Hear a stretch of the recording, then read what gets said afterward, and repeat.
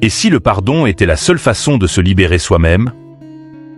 As-tu déjà ressenti une telle rancune, une soif de vengeance si profonde, que tu as cru ne jamais pouvoir pardonner? Voici l'histoire d'un jeune berger nommé Arturo, qui perdit la seule chose qu'il aimait au monde. Son cœur se remplit alors de haine et de vengeance. Mais lorsque, enfin, il se retrouva face au coupable, il découvrit que le véritable pouvoir ne réside pas dans la haine, mais dans le pardon. Si tu crois que le pardon peut changer des vies, alors reste jusqu'à la fin de cette histoire. On raconte que, sur les pentes de majestueuses montagnes où le vent soufflait comme un murmure ancien et où l'aube peignait le ciel de teintes dorées, vivait un jeune berger nommé Arturo. La vie n'avait pas été généreuse avec lui. Devenu orphelin très jeune, il n'avait hérité de son père qu'une petite cabane en pierre, un bâton de bois usé et une brebis blanche comme la neige. Cette brebis, qu'il appela Étoile, était son unique trésor, sa compagne inséparable. Il lui donna ce nom à cause d'une tache noire sur son front, qui brillait sous le soleil comme une étoile tombée du ciel. Pour Arturo, Étoile n'était pas un simple animal. Elle était sa famille, son réconfort, et la raison même de son sourire.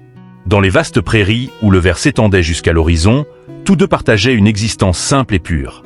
Il lui parlait souvent, comme on parle à un vieil ami, et elle lui répondait d'un doux bêlement, comme si elle comprenait chacune de ses paroles.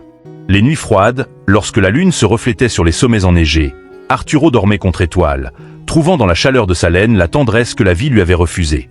Chaque matin, le bâton à la main, il guidait sa brebis sur les sentiers des collines. Tandis qu'elle broutait l'herbe fraîche, il s'asseyait sous un vieil olivier solitaire, sortait sa flûte de roseau et laissait s'envoler une mélodie mélancolique. Parfois, Étoile levait la tête et le regardait de ses yeux pleins de douceur, comme si elle savait que ces notes n'étaient pas seulement de la musique, mais les pensées d'un cœur qui, malgré la solitude, savait encore rêver. Mais la paix qui entourait la vie d'Arturo n'était pas destinée à durer éternellement. Dans les hauteurs des montagnes rôdait un ancien danger, un prédateur silencieux dont les bergers parlaient avec crainte. Ils évoquaient un léopard tacheté, agile et presque invisible parmi les rochers, qui descendait au crépuscule pour emporter les brebis sans laisser de traces. Arturo écoutait ces histoires au coin du feu, le cœur serré à l'idée qu'un jour ce monstre puisse s'en prendre à Étoile. Dès lors, il ne la quitta plus des yeux, la protégeant avec la ferveur de celui qui garde la seule chose qu'il aime vraiment au monde. Un soir, après une longue journée dans les collines, Arturo prit le chemin du retour. Le soleil se cachait déjà derrière les montagnes lorsque le ciel se couvrit brusquement de nuages sombres. Le vent se leva, tordant les arbres, et la poussière s'éleva en tourbillon. En quelques minutes, un déluge s'abattit sur le vallon, transformant la terre en un épais bourbier. Le jeune berger serra son bâton, guidant tant bien que mal Étoile le long du sentier glissant qui descendait vers la rivière. L'eau montait, le froid pénétrait ses os, mais il continuait, décidé à regagner sa cabane avant la nuit. Soudain, son pied s'enfonça dans une flaque de boue. Il tenta de se dégager, forçant sur son bâton. Et alors, un silence étrange tomba sur la montagne, seulement troublé par le bruit de la pluie. Relevant les yeux, Arturo aperçut entre les rochers une ombre tachetée se déplacer à la vitesse de l'éclair. Avant même qu'il n'ait le temps de crier, le léopard bondit. Pas de rugissement, pas d'avertissement, juste un saut précis, une morsure fatale. Arturo glissa dans la boue, impuissant, voyant les yeux dorés de la bête fixer les siens, froids et insondables, avant de disparaître dans l'obscurité, emportant le corps sans vie de son ami. Quand la pluie cessa enfin, il ne resta qu'Arturo, la boue, et un silence pesant comme une pierre sur le vallon. Là où Étoile était tombée, il ne trouva qu'une flaque d'eau mêlée de sang. À cet instant, la tristesse se changea en feu dans son cœur. Arturo n'était plus le jeune berger paisible d'autrefois, mais un homme consumé par la perte, avec un seul but, la venger. Il rentra au village, le visage durci par la douleur, les yeux vides, lavés par la pluie. Personne n'osa lui parler. Il suffisait de le voir pour comprendre. Les mères serraient leurs enfants contre elles, les hommes baissaient la tête en silence. Alors s'approcha un vieil homme à la barbe blanche, connu de tous sous le nom de Don Théodore. Un ancien berger sage et respecté, qui avait veillé sur ses troupeaux bien avant la naissance d'Arturo. Soutenant son pas sur son bâton, il posa une main pleine de compassion sur son épaule et dit d'une voix douce : « Mon fils, le destin nous arrache parfois ce que nous aimons le plus. Le léopard prend, mais Dieu rend, d'une manière que nous ne comprenons pas toujours. Ne laisse jamais la haine te guider, car la haine ne fait qu'engendrer davantage d'obscurité. » Arturo baissa les yeux, mais ses mains tremblaient. La voix du vieil homme était sage, c'est vrai, mais son cœur brûlait. « Je le sais, Don Théodore, répondit-il d'une voix brisée. Je sais que Dieu voit tout, et que sa volonté soit bénie. Mais je ne peux pas rester là, à attendre. Je ne peux pas accepter que cette bête vive encore, tandis que le sang de ma brebis repose dans la boue. L'ancien poussa un profond soupir. Il voyait bien que la fureur avait déjà pris racine dans l'âme du jeune homme. Il savait qu'aucune parole ne pouvait éteindre le feu qui naît à la fois de l'amour et de la douleur. Arturo fit demi-tour et s'éloigna vers sa cabane, avec la tempête désormais allumée au fond de lui. Cette nuit-là, il alluma une lampe dont la flamme tremblait comme son cœur. Puis, sous le lit, il sortit une vieille épée ayant appartenu à son père. La lame portait les marques du temps, mais la garde épousait encore sa main comme si elle avait été forgée pour lui seul. Il passa toute la nuit à l'affûter sur une pierre à aiguiser. Le frottement du métal contre la pierre résonnait sec et dur, comme le grincement des dents d'un homme prêt à affronter ses ténèbres. Il prépara ensuite son vieux sac en cuir. Il y glissa l'épée, un morceau de pain rassis et un peu de résine pour allumer un feu. Chaque objet qu'il rangeait était une promesse silencieuse. Le pain pour survivre, le feu pour ne pas mourir de froid, et l'épée pour rendre justice. Tandis qu'il serrait la sangle autour de sa taille, l'image d'étoile ne cessait de hanter son esprit. La blancheur de sa laine, la petite tache sombre en forme d'étoile sur son front, et son regard confiant. La douleur se fit plus froide, plus tranchante, une détermination sans faille. Il ne pensa plus à reculer. Son cœur tout entier ne battait plus que dans une seule direction.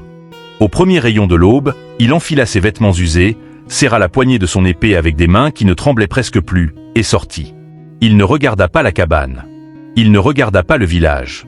Son regard se leva vers les montagnes, là où la vengeance l'attendait comme une ombre qu'il devait enfin affronter.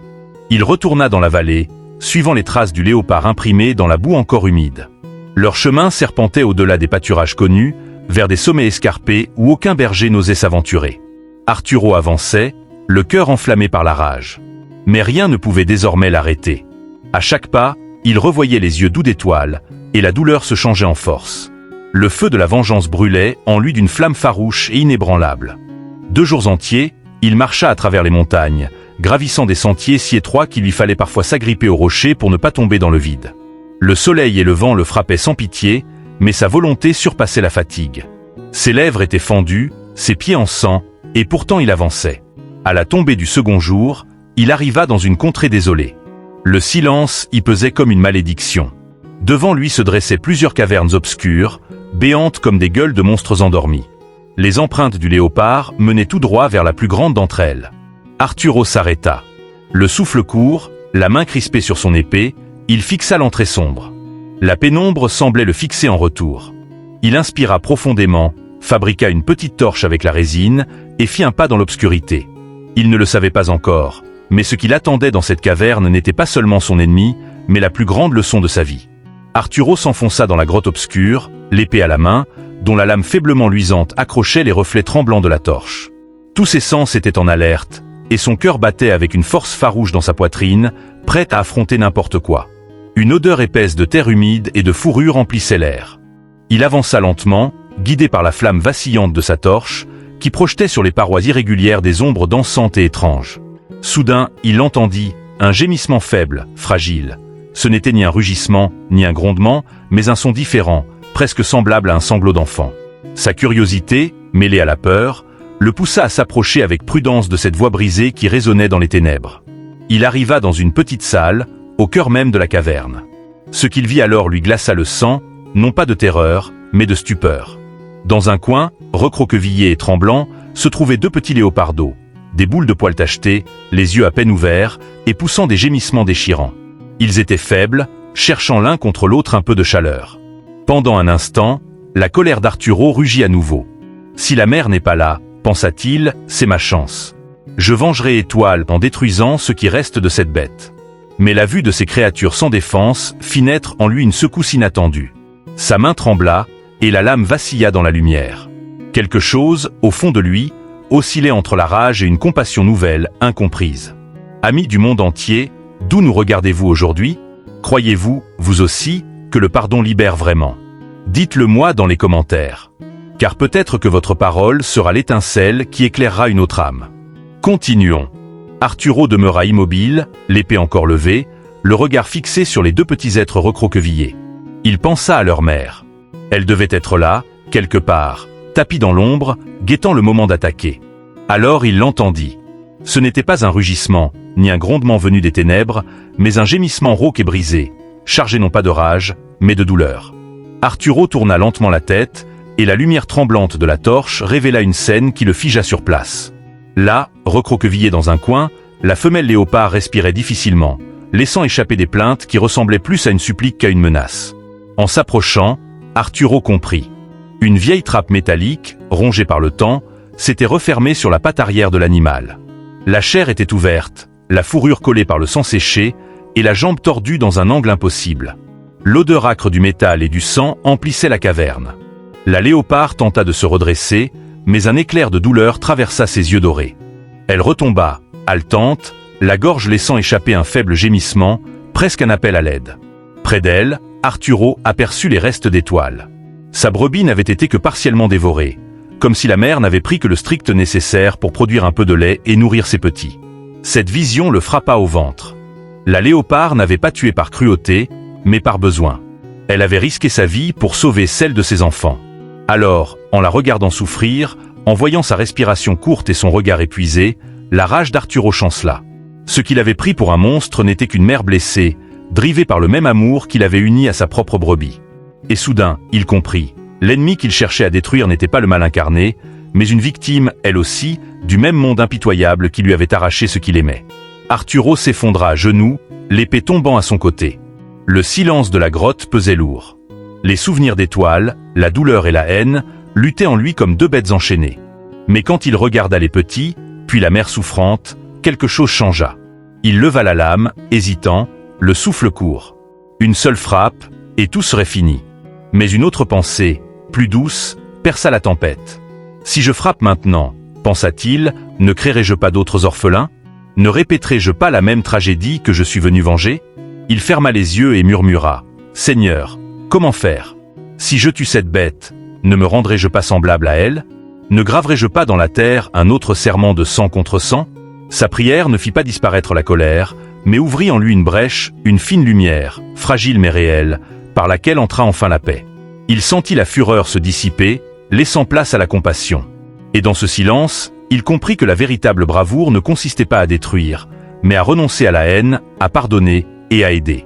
Avec des gestes lents mais décidés, il prit la torche, rengaina son épée, et s'approcha de la léoparde, résolu à la libérer de son piège. Il s'agenouilla prudemment pour ne pas effrayer l'animal.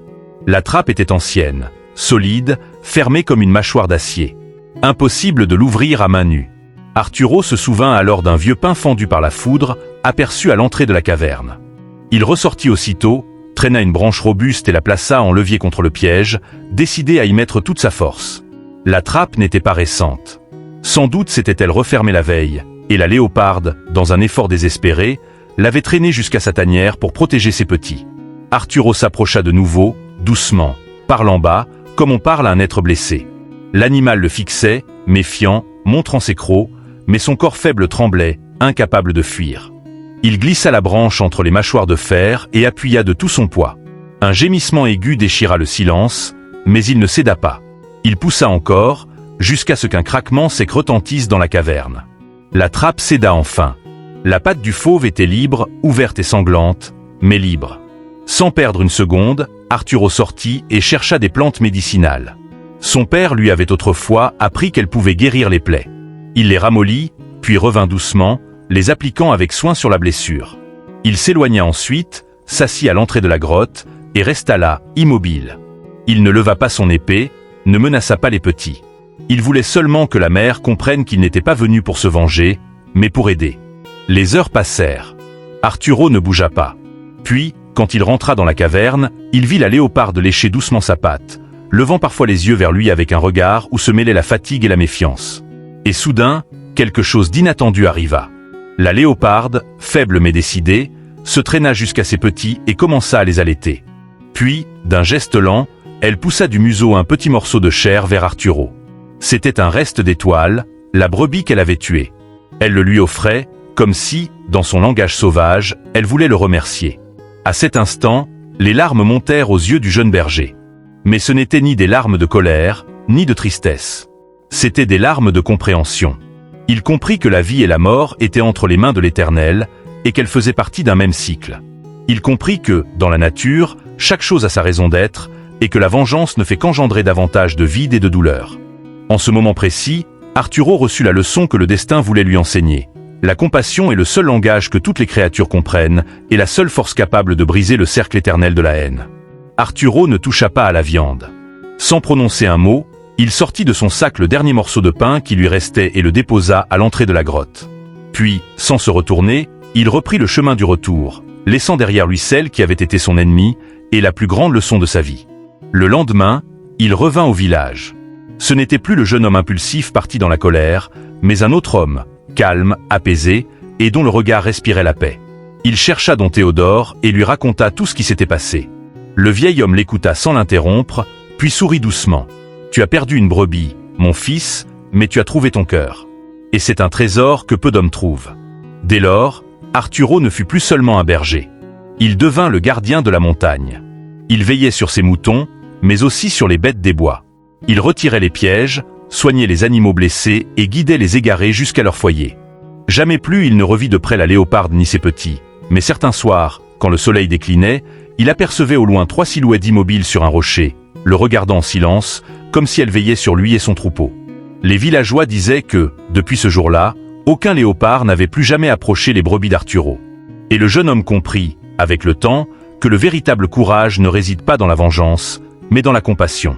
Car ce n'est que lorsque l'on parvient à se voir dans les yeux de son ennemi que l'on comprend que la douleur et le désir de vivre sont les mêmes chez tous les êtres qui respirent. Si tu es arrivé jusqu'à la fin de cette histoire, laisse un like, partage-la et abonne-toi pour découvrir d'autres récits. Et souviens-toi, il y a d'autres histoires qui t'attendent sur ton écran. Merci de ton écoute, et à très bientôt pour la prochaine.